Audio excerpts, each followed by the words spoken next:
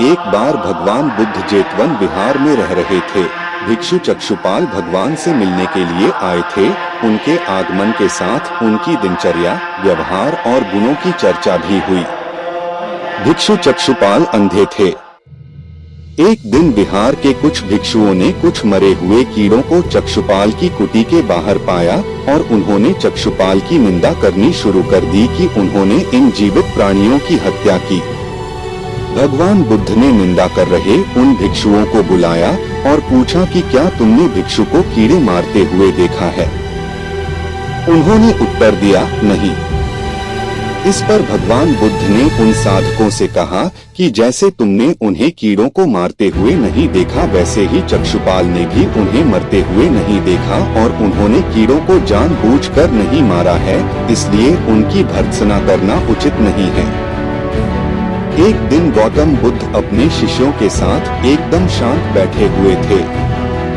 उन्हें इस प्रकार बैठे हुए देख शिष्य चिंतित हुए कि कहीं वह अस्वस्थ तो नहीं है। एक शिष्य ने उनसे पूछा कि आज वह मौन क्यों बैठे हैं, क्या शिष्यों से कोई गलती हो गई है? इसी बीच एक अन्य शिष्य ने पूछा कि क्या वह अस्वस्थ हैं, पर बुद्ध मौन रहे। तभी कुछ दूर खड़ा व्यक्ति जोर से चिल्लाया, आज मुझे सभा में बैठने की अनुमति क्यों नहीं दी गई है? बुद्ध आंखें बंद करके ध्यान मग्न हो गए। वह व्यक्ति फिर से चिल्लाया, मुझे प्रवेश की अनुमति क्यों नहीं मिली?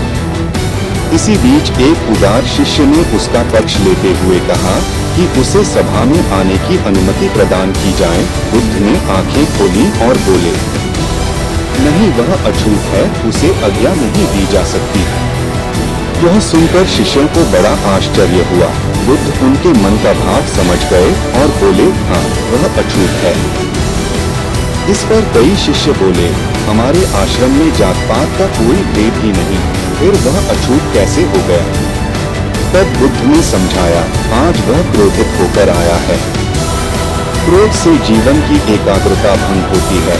क्रोधी व्यक्ति प्राय मानसिक हिंसा कर बैठता है, इसलिए जब तक वह क्रोध में रहता है तब तक अछूत होता है। इसलिए उसे कुछ समय एकांत में खड़े रहना चाहिए।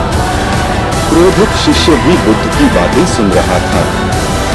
पश्चाताप की अग्नि में तपकर वह समझ चुका था कि अहिंसा ही मनुष्य का महान कर्तव्य व परम धर्म है।